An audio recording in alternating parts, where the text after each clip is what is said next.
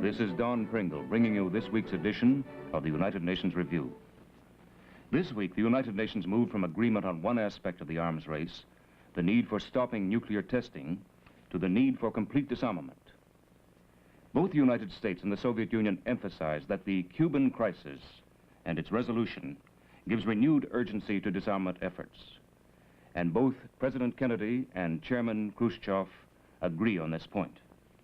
The lesson of the most grievous international crisis, which threatened the world with nuclear war, said the Soviet Union's Valerian Zorin, is that the danger of such a war must be removed.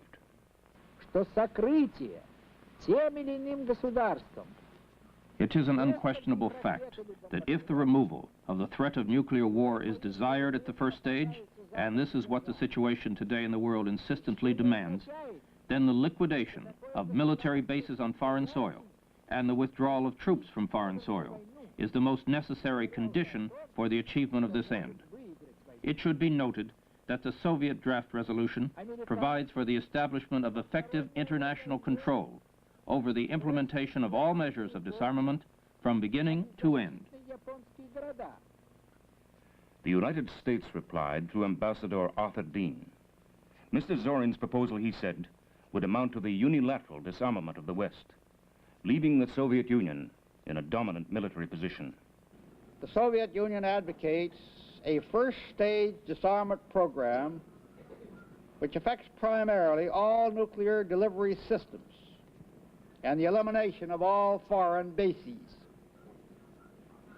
This would virtually force the United States to terminate all of its alliances and would give a major and tremendous advantage to the Soviet Union with its vast land area on the globe. The 18-nation Disarmament Commission resumes its meetings in Geneva on November 12th. Without a dissenting vote, the General Assembly this week called on the major powers to end nuclear testing by January 1st. 37 non-aligned nations originally sponsored the resolution, which asks that tests in the air, the seas, and outer space be stopped, even if a comprehensive ban cannot now be agreed upon by the nuclear powers. The Assembly also called for an interim suspension of underground tests with effective international control. The Swedish delegate, Mrs. Alva Myrdal, spoke of the gap between East and West on the issue of nuclear testing and said it has apparently been narrowed. There is, in essence, very little left of any arguments against a test ban. There is no major practical or technical objection standing in its way. The time to conclude all series of tests is now. If, despite this, a test ban does not materialize, we know that the reasons for non-action are political.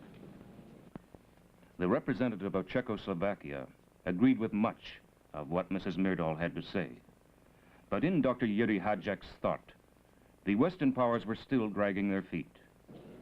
The obstinate position of the Western powers, which continue rejecting the adoption of a reasonable compromise, contrasts profoundly with the sincere effort of the Soviet Union and the other socialist countries, as well as of an overwhelming majority of the non-aligned countries, aimed at the speedy conclusion of an agreement on the permanent cessation of all nuclear tests. The serious situation arisen in the past days has proved again the urgency of the adoption of effective measures preventing the danger of the nuclear war. The Western powers' proposal laid more stress on the need for international control of underground tests. The Assembly approved their proposal, with the Soviet Union and 9 other countries voting no. Mr. Joseph Godber, Minister of State for Foreign Affairs of the United Kingdom, felt that with a new approach to the problem, nations may still be able to solve their differences when the disarmament talks resume in Geneva. I think our whole debate here has taken some time, but I think it has been valuable. It has, after all, produced a number of constructive contributions which we must certainly not lose sight of. I referred to some of them in my last intervention.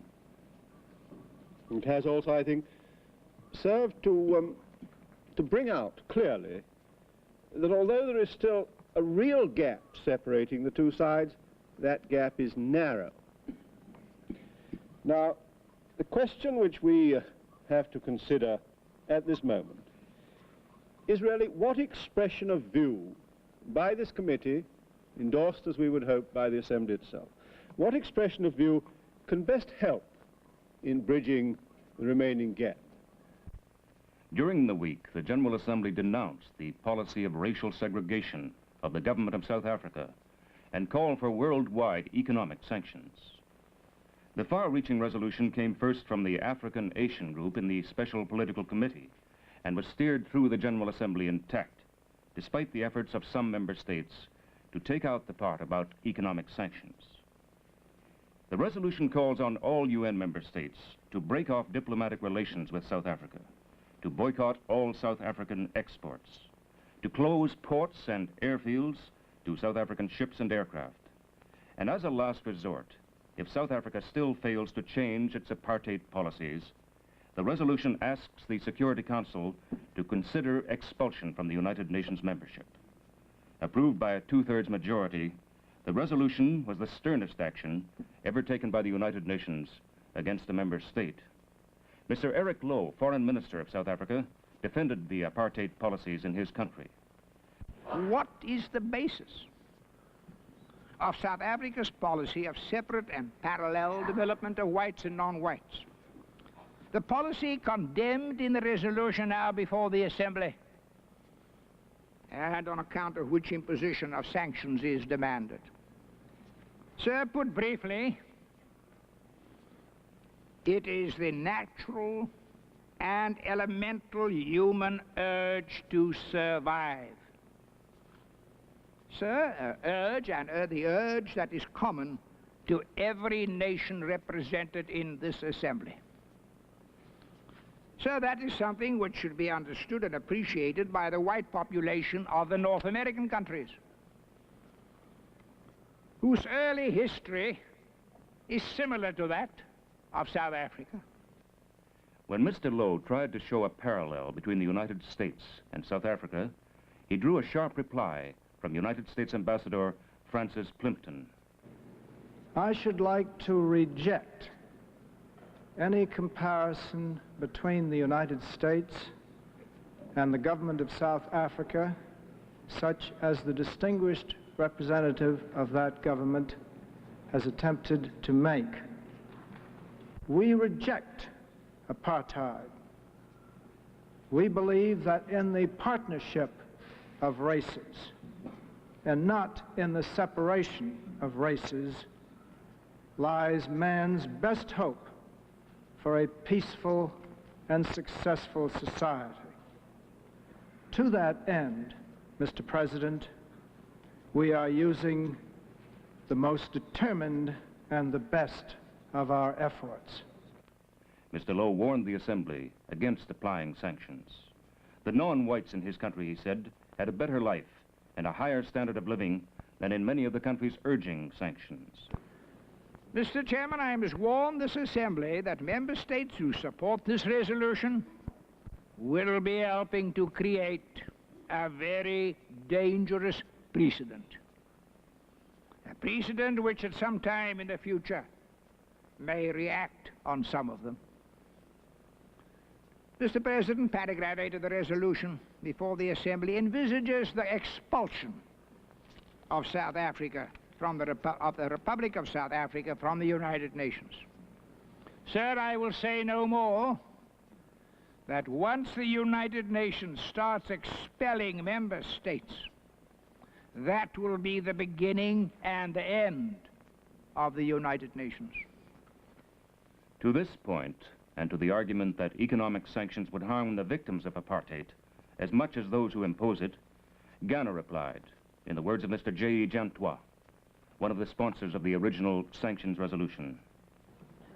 I'm afraid that Mr. Lowe's intervention this morning has done more harm than good to his cause. We in Africa think and believe that Africa has room enough for everybody. We in Africa have not the slightest desire to chase anyone from Africa. But we in Africa think that every person that comes to Africa to settle there must be accepted on one condition, and only one condition, that recognizes the African, the peoples he meets there, as his equal, and as dignified enough to sit in council with him.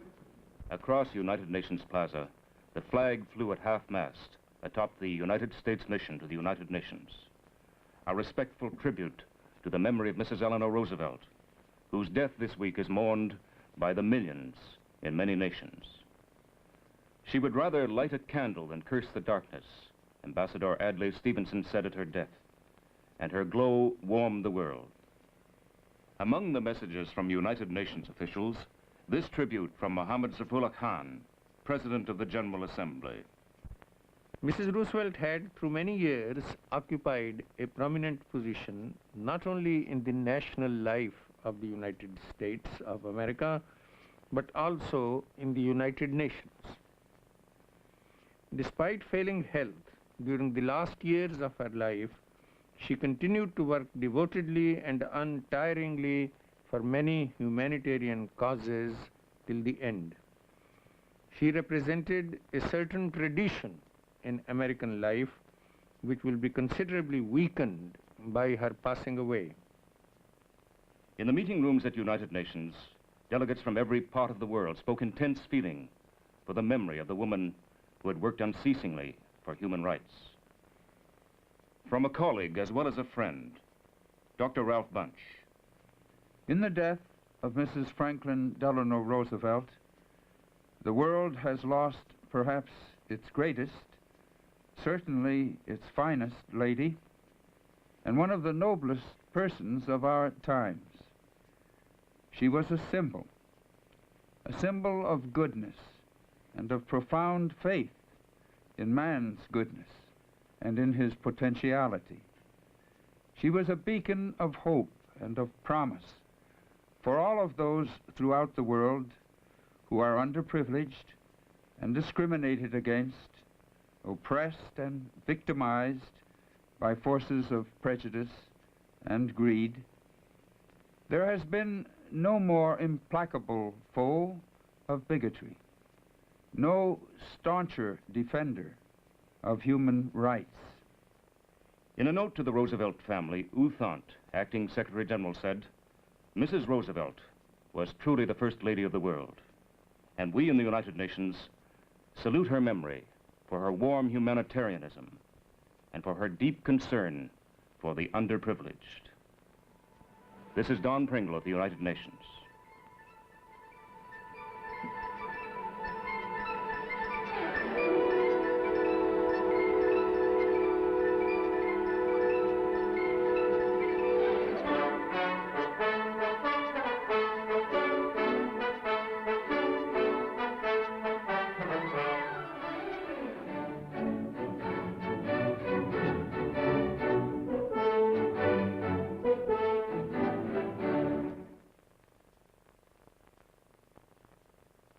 This is National Educational Television.